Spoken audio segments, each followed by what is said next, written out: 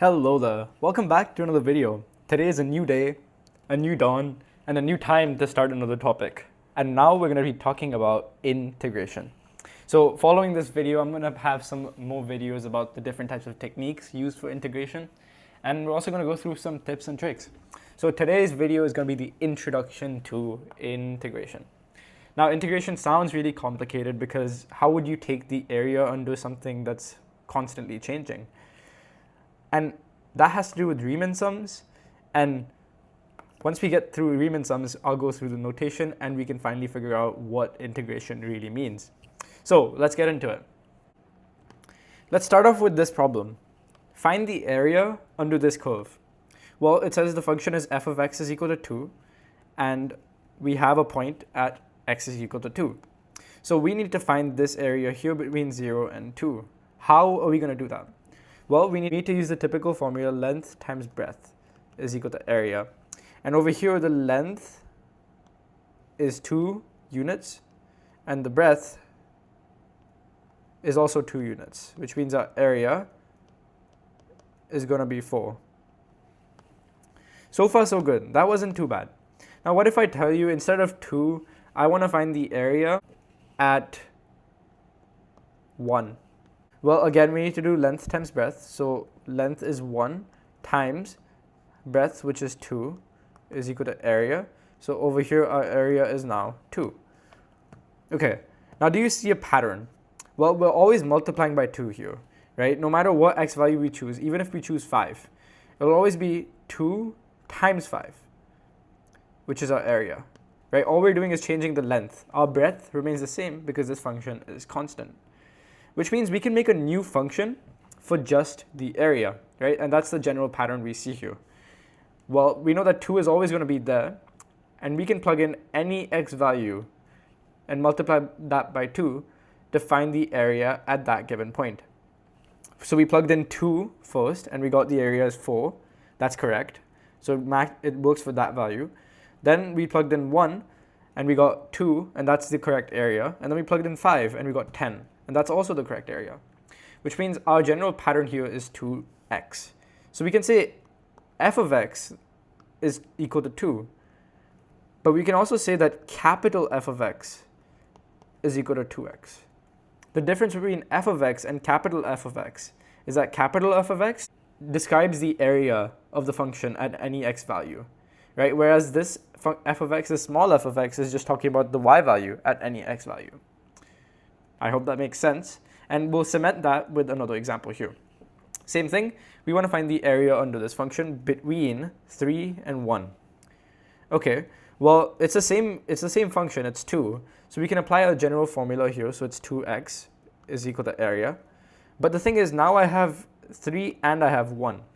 So what it's basically making me do here is it's making me find the length of my feasible area. So we can sort of write this as area is equal to 2 times 3 minus 2 times 1, right? So we basically just include this area right here. So that right there gives us 4, and that is the correct answer. So what we've just done here is we've done integration. That right there is integration. And let me put this in integration notation for you. So this starts off with the integral. So this is called the integral. And then we need to tell the integral what are our points. Well, we take the point that we're going to subtract from our thing at the bottom. So in this case, we did 2 times 3 minus 2 times 1. So the x value we subtracted is 1. So we put 1 at the bottom. And then the x value we're subtracting from is 3. So we put 3 at the top. That right there defines where exactly we're going to take our integral. Then we have f of x, because we haven't completed the integral yet. Once we complete the integral, this will then turn into capital F of x. So, okay, you got f of x. And then the last thing that's a part of the integral is dx. And let me tell you why it's dx. Well, think about it this way. If I have a measurement of length,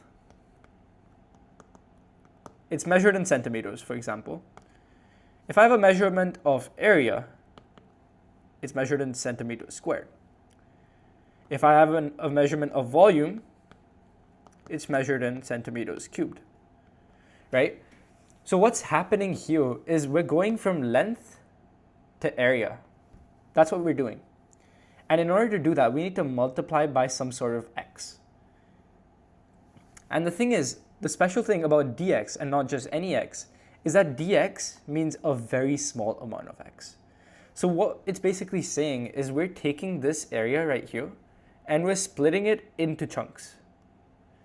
And we're splitting it into chunks that are so small, that right there is dx. And the whole point of this is that, okay, for this one it seems a bit redundant, but as soon as I get any sort of curve that looks a bit irregular, something like this, it gets really important that I take these really small slices, because otherwise it's my accuracy will not be that high if I take this square right here compared to these small slices of accurate squares. So basically what we're doing with this integral thing is we're taking this area, we're splitting it into slices, and then we're calculating the area of those individual slices through integration.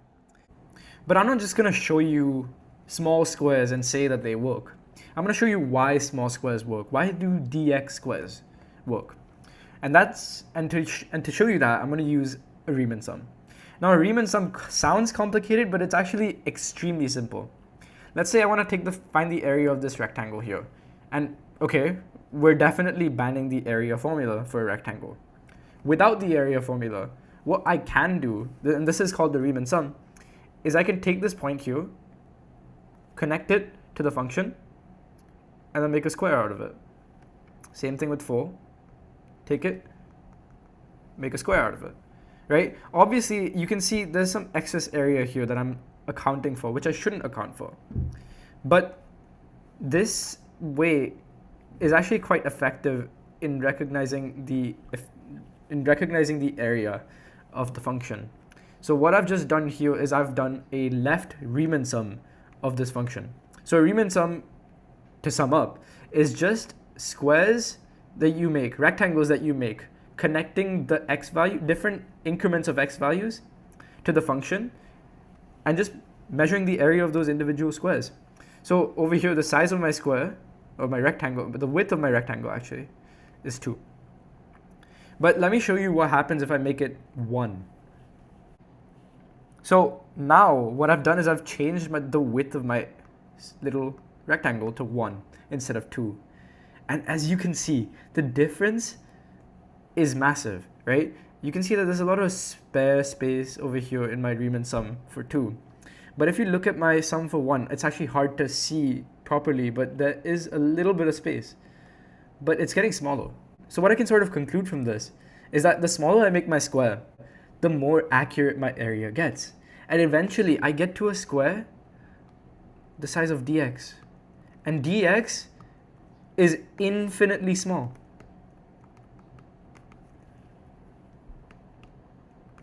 What that means is my Riemann sum is going to be perfectly accurate, right? Because it takes the exact little sliver of a line. So my Riemann sum will give me basically no error.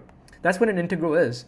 An integral is just a Riemann sum. It's just taking these squares and making them so unbelievably small that it completely removes all of this extra accounting for. That's it. That's integration. So if we go back to our formula here, we can see that the dx, that's what it stands for. So those are the little slices you're taking, and it's accounting for each of those slices. And that's exactly what's happening is in this integral. So the way we would say this is we take the integral from 1 to 3 of f of x dx. That's the way we say it. And this simplifies to then we can use this notation here to say that, okay, these are my bounds, so 3 to 1, 1 to 3. And instead of writing f of x dx, I can write capital F of x, right? And that's exactly what we just did, right? We came up with our capital F of x function right here in the general pattern. So this capital F of x tells us the area. It's a function for the area. It's a function to tell us the area under the curve of f of x, right? And then all we got to do here is we got to plug in 3 and 1. So we get big F of 3 minus big F of 1. And that gives us 2 times 3 minus 2 times 1, which gives us 4. And that right there is an integral. So this isn't a very deep dive on integrals, and it's not supposed to be. It's just supposed to give you a decent idea of what's happening. But I hope this has been helpful in some way or another. And yeah, I'll see you guys in the next one where we talk about the rules of integration. Thank you, and bye-bye.